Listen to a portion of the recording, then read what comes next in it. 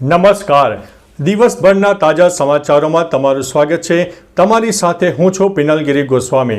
સમાચારો વિસ્તારથી જાણીએ એ પહેલા મહત્વના સમાચારો ઉપર એક નજર. મિત્રો, આજની વિડીયોમાં વાત થશે ગુજરાતીઓ હજુ પણ સાવધાન રહેજો, હજુ પણ છે વરસાદની આગાહી. કુદરતનો કહેર, 36 કલાકમાં 15થી 18 ઇંચ વરસાદ, કરોડો રૂપિયાનું થયું છે નુકસાન. ભૂપેન્દ્રભાઈ પટેલ વડોદરા પહોંચી ગયા હતા, અસરગ્રસ્તોને મળ્યા હતા. ગણેશ ચતુર્થી પર સલમાનની આ વાતને લોકોએ વખાણી છે. જૂના અમદાવાદમાં પાણી ન ભરાયું તેનું મુખ્ય કારણ સામે આવ્યું છે. યુટ્યુબમાં QR કોડ ફ્યુચર હવે આવી ગયું છે, જેનો તમે ઉપયોગ કરી શકો છો. અમદાવાદમાં છેલ્લા 8 મહિનામાં 644 લાયસન્સ સસ્પેન્ડ કરવામાં આવ્યા છે. ઈડીએ રૂપિયા 834 કરોડની મિલકત જપ્ત કરી છે. જીઓ વિશ્વની સૌથી મોટી મોબાઈલ ડેટા કંપની બની ગઈ છે. કચ્છમાં લેબર કોલોનીમાં NDRF દ્વારા 67 મજૂરોનું રેસ્ક્યુ કરવામાં આવ્યું છે. આ પૂર પર ભાજપ સર્જિત છે તેવું લોકોએ આક્ષેપ લગાવ્યા છે. 5 દિવસ સુધી પાસપોર્ટ સેવાઓ બંધ રહેશે, ત્યારે આગળ જોઈશું ગુજરાતીઓ 500 કરોડનો ફરારી નાસ્તો આરોગી ગયા છે. અને શાહરૂખ ખાન પહેલીવાર અબજપતિઓની યાદીમાં સામેલ થઈ ગયા છે. હવે મિત્રો, સમાચારો વિસ્તારથી. બોલિવૂડનો બાદશાહ શાહરૂખ ખાન પહેલીવાર દેશના અબજોપતિઓની યાદીમાં પોતાનું સ્થાન બનાવવામાં સફળ થયા છે.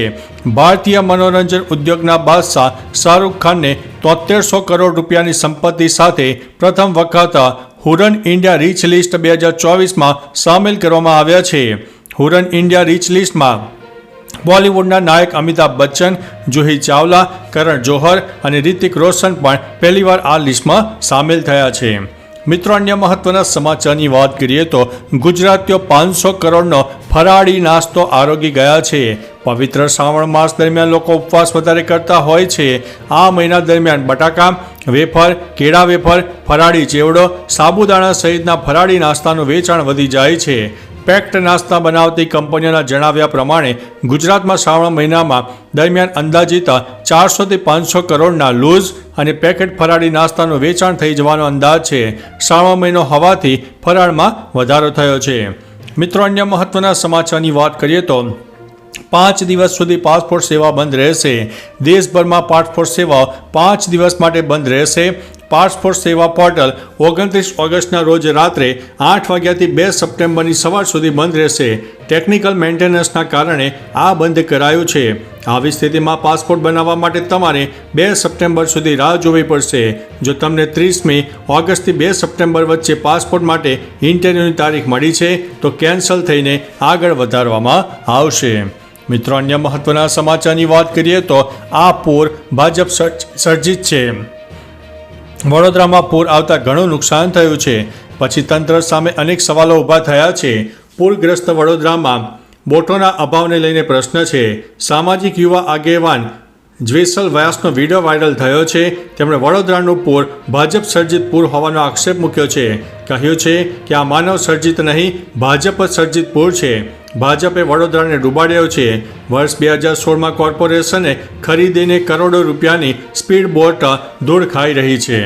મિત્રો, અન્ય મહત્વના સમાચારની વાત કરીએ તો કચ્છમાં લેબર કોલોનીમાં NDRF દ્વારા 67 મજૂરોનું રેસ્ક્યુ કરવામાં આવ્યું છે. કચ્છમાં વરસતા ભારે વરસાદથી માંડવી તાલુકાના મોટા કાંડાગરા પાસે નીચાણવાળી વાડી વિસ્તારમાં પાણી ભરાઈ જતા અહીં બનેલી લેબર કોલોનીમાં રહેતા મજૂરોના જીવ જોખમમાં મુકાયા હતા. પાણીનો પ્રવાહ ખૂબ જ ભારે હોવાથી અંદર સુધી જઈ શકાય તેમ ન હતું, જેથી તત્કાલ ભુજથી NDRFની ટીમ બોલાવીને સવારે 7 વાગ્યા સુધીમાં રેસ્ક્યુ કરીને હોડીની મદદથી 67 મજૂરોને સલામત બહાર કાઢવામાં આવ્યા હતા. મિત્રો, અન્ય મહત્વના સમાચારની વાત કરીએ તો જીઓ વિશ્વની સૌથી મોબાઈલ ડેટા કંપની બની ગઈ છે, જે 8% વૈશ્વિક ડેટા ટ્રાફિકને હેન્ડલ કરે છે અને ભારતને વિશ્વનું સૌથી મોટો ડેટા માર્કેટ બનાવે છે. જીઓ સૌથી ઝડપથી વિકસતી ડિજિટલ કંપની છે.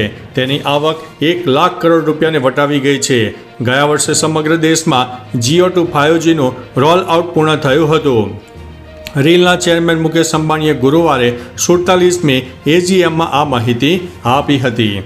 મિત્રો, અન્ય મહત્વના સમાચારની વાત કરીએ તો ઈડીએ રૂપિયા 834 કરોડની મિલકત જપ્ત કરી છે. હરિયાણામાં ઈડીની મોટી કાર્યવાહી સામે આવી છે. એન્ફોર્સમેન્ટ ડિરેક્ટરેટ 401.65479 એકરમાં ફેલાયેલી સ્થાવર મિલકતોને કામચલાઉ રીતે જપ્ત કરી છે.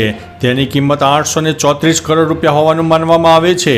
અટેચ કરેલી અસ્કયામતો ઇમાર ઇન્ડિયા લિમિટેડ 501.13 કરોડ અને MGF ડેવલપમેન્ટ લિમિટેડ 332.69 કરોડની છે.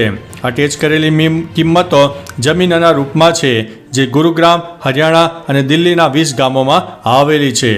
મિત્રો, અન્ય મહત્વના સમાચારની વાત કરીએ તો અમદાવાદમાં છેલ્લા 8 મહિનામાં 644 લાયસન્સ સસ્પેન્ડ કરવામાં આવ્યા છે. હાઈકોર્ટે તાજેતરમાં ટકોર કરી હતી કે જોખમી ડ્રાઇવિંગ કરનાર સામે કાર્યવાહી થવી જોઈએ.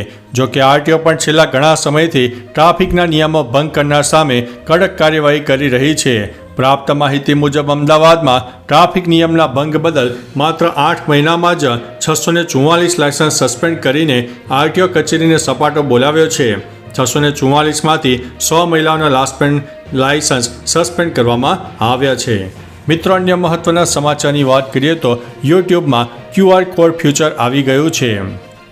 યુટ્યુબે QR કોડ ફીચર રજૂ કર્યું છે, જેની મદદથી યુઝર્સ માટે તેમની ચેનલ શેર કરવી ખૂબ જ સરળ બની ગઈ છે. યુઝર્સ હવે QR કોડની મદદથી તેમની યુટ્યુબ ચેનલ શેર કરી શકે છે. તમને જણાવી દઈએ કે ઇન્સ્ટાગ્રામ પર પ્રોફાઇલ શેર કરવા માટે સમાન સુવિધા ઉપલબ્ધ છે. મિત્રો, અન્ય મહત્વના સમાચારની વાત કરીએ તો જૂના અમદાવાદમાં પાણી ન ભરાયું તેનું કારણ આ છે. અમદાવાદનો એક વિડીયો વાયરલ થઈ રહ્યો છે અને જૂના જમાનાની આ વાત છે. આ વિડીયો જૂના અમદાવાદ એટલે કે પોળ વિસ્તારનો છે, જેમાં પોળ વિસ્તારમાં પહેલાંના સમયમાં વરસાદી પાણીના સંગ્રહ અને નિકાલની વ્યવસ્થા બનાવવામાં આવી હતી અને તાજેતરમાં પણ તે વ્યવસ્થા દેખાઈ રહી છે. વિડીયોની સાથે લખ્યું છે કે આખા અમદાવાદમાં પાણી ભરાયું પરંતુ કોટ વિસ્તારમાં ન ભરાયું. તેનું કારણ છે કે ભ્રષ્ટાચાર વિનાના પૂર્વજોની આવડતને નમન છે. તમારું મિત્રો એના માટે શું માનવું છે? તમારા ઘરમાં પણ આવા ભૂગર્ભ ટાંકા છે કે નહીં? મિત્રો, અન્ય મહત્વના સમાચારની વાત કરીએ તો ગણેશ ચતુર્થી પર સલમાનની આ વાતને લોકોએ વખાણી છે. ગણેશ ચતુર્થીને લઈને સલમાન ખાને કહ્યું છે કે આવું સારું નથી લાગતું કે તમે ભગવાનને ફેંકો અને પછી તેને પગે લાગો. એ કરતાં સારું છે કે ઇકો ફ્રેન્ડલી ગણેશ બનાવો. આ ઉત્સવ ખૂબ જ પવિત્ર છે, તેથી મૂર્તિ પણ શુદ્ધ હોવી જોઈએ. આ નિવેદન પર યુઝર્સ ભાઈજાનના ખૂબ જ વખાણ કરી રહ્યા છે. એકે કહ્યું છે કે ભાઈએ કહ્યું કરવાનું તો કરવાનું જ. બીજાએ કહ્યું કે આ વ્યક્તિ મુસ્લિમ હોવા છતાં દર વર્ષે પોતાના ઘરે ગણેશ ચતુર્થી ઉજવે છે. મિત્રો, અન્ય મહત્વના સમાચારની વાત કરીએ તો સીએમ ભૂપેન્દ્રભાઈ પટેલ વડોદરા પહોંચ્યા હતા અને અસરગ્રસ્તોને મળ્યા હતા. જામનગર અને દ્વારકા બાદ મુખ્યમંત્રી ભૂપેન્દ્રભાઈ પટેલ પૂરગ્રસ્ત વડોદરાની મુલાકાતે પહોંચ્યા હતા, જ્યાં તેમણે વડોદરાની સ્થિતિની સમીક્ષા મેળવી જરૂરી સૂચના આપી હતી. આ સિવાય ભૂપેન્દ્રભાઈ પટેલ પ્રમુખ સ્કૂલ ખાતે 200થી વધુ પૂરગ્રસ્તોને મળ્યા હતા. સાથે જ તેમણે તમામ પ્રકારની મદદ કરવાની સાંત્વના પણ આપી હતી. મિત્રો, અન્ય મહત્વના સમાચારની વાત કરીએ તો કુદરતનો કહેર 36 કલાકમાં 15થી લઈને 18 ઇંચ વરસાદ ખાબકી ગયો છે. કરોડો રૂપિયાનું થયું છે નુકસાન. કચ્છના માંડવીમાં 36 કલાકમાં 18 ઇંચ અને અબડાસામાં 15 ઇંચ વરસાદ નોંધાયો છે. ગાંધીધામમાં 2.5 ઇંચ વરસાદ વરસતા જળબંબાકાર થઈ ગયું હતું. કચ્છ હાઈવેના બંને તરફ દૂર દૂર સુધી પાણી ભરાયા હતા. વરસાદને લઈને કચ્છમાં ઘણા ખેડૂતો અને મીઠાના અગરિયાને નુકસાન થયું છે. કરોડો રૂપિયાનું મીઠું પાણીમાં ઓગળી ગયું છે. ખેતરો પાણીમાં ગરકાવ થઈ ગયા છે અને ગઈકાલે કચ્છમાં મોટી આફત હતી, પરંતુ તે હવે દૂર ચાલી ગઈ છે. મિત્રો, અન્ય મહત્વના સમાચારની વાત કરીએ તો ગુજરાતીઓ સાવચેત રહેજો. ગુજરાતમાં આજથી 6 દિવસ વરસાદની શક્યતા છે, પરંતુ એટલો બધો વરસાદ પણ હવે નહીં જોવા મળે. ધીમે ધીમે વરસાદની તીવ્રતામાં નોંધપાત્ર ઘટાડો થશે. કચ્છ, મોરબી, જામનગર, દ્વારકા, રાજકોટ, પોરબંદર અને જૂનાગઢમાં હજુ પણ કોઈ વિસ્તારમાં ભારે વરસાદ થઈ શકે છે. ઓફશોર ટ્રફ રેખા સાયક્લોનિક સર્ક્યુલેશન સક્રિય થયું છે. કેટલાક જિલ્લાઓમાં ઓરેન્જ અને યલો એલર્ટ આપવામાં આવ્યું છે.